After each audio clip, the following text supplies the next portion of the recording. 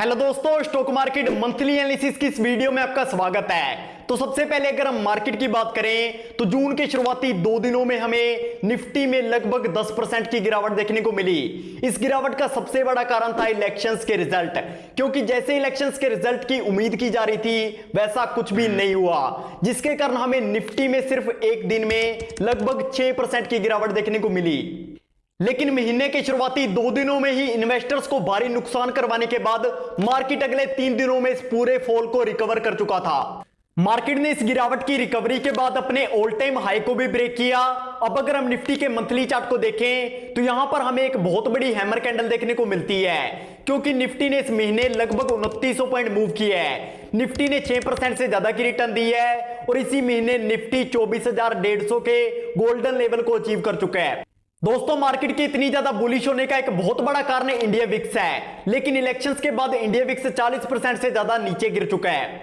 अब अगर हम बैंक निफ्टी की बात करें तो बैंक निफ्टी भी 53,180 का अपना एक ऑल टाइम हाई बना चुका है और बैंक निफ्टी ने इस महीने 6% से ज्यादा की रिटर्न दी है। अब अगर हम सेंसेक्स की बात करें तो सेंसेक्स भी 69,671 का ऑल टाइम हाई बना चुका है और सेंसेक्स ने भी इस महीने 6% से ज्यादा की रिटर्न दी है। अब अगर हम सेक्टर्स की बात करें तो इस हफ्ते में लगभग सभी सेक्टर बुलिश देखने को मिले।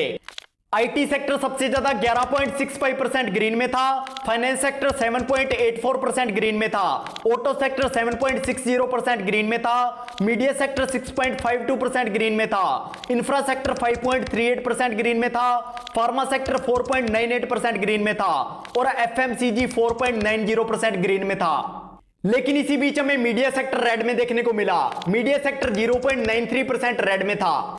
अब अगर हम निफ्टी के टॉप गेनर्स की बात करें तो इसमें सबसे पहला नाम आता है श्रीराम फाइनेंस का, जिसमें हमें 23.68% की रिटर्न देखने को मिली। इसके बाद हमें अल्ट्राटेक में 17.67% की रिटर्न देखने को मिली, विप्रो में हमें 17.50% की रिटर्न देखने को मिली, महिंद्रा एंड महिंद्रा में हमें 14.38% की रिटर्न देखने को मिली और एचडीएफसी बैंक में हमें 9.94% की रिटर्न देखने को मिली। अब अगर हम इस महीने के निफ्टी 50 के टॉप लूजर्स की बात करें तो इसमें सबसे पहला नाम आता है अडानी एंटरप्राइजेस का, जिसमें हमें 6.87% की गिरावट देखने को मिली। इसके बाद हमें कोल इंडिया में 3.67% की गिरावट देखने को मिली, भारत पेट्रोलियम में हमें 3.12% की गिरावट देखने को मिली, मारुति सुजुकी में हमें 2.25% की गिरावट देखने को मिली और आइसर मोटर्स में हमें 1.28% की गिरावट देखने को मिली।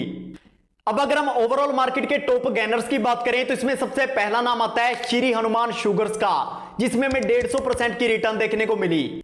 इसके बाद बुल क्लाउड सॉफ्टेक सॉल्यूशंस में हमें 142% से ज्यादा की रिटर्न देखने को मिली, आईटी कॉन्स ई सॉल्यूशंस में हमें 158% से ज्यादा की रिटर्न देखने को मिली, जिनीत एक्सपर्ट्स में हमें 139% से ज्यादा की रिटर्न देखने को मिली और ट्रेनी इंटरप्राइजेज में हमें 123% से ज्यादा की रिटर्न देखने को मिली।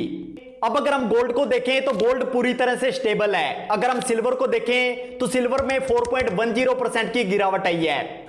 अब अगर हम लास्ट में डॉलर को देखें तो डॉलर में 4.77% की गिरावट आई है। अब अगर हम अगले महीने की बात करें तो अगले महीने निफ्टी एक बार फिर से अपना एक ऑल टाइम हाई बना सकता है, लेकिन अगले महीने की सबसे बड़ी न्यूज ये है, अगले महीने बजट अनाउंस होने वाला है, जिसके कारण हमें मार्केट में बहुत ज्यादा वोलेटिलिटी देखने को मिल सकती है। तो आई होप आपको इस वीडियो से काफी कुछ सीखने को मिला होगा। तो फिर मिलेंगे इसी तरह के किसी नई वीडियो के साथ।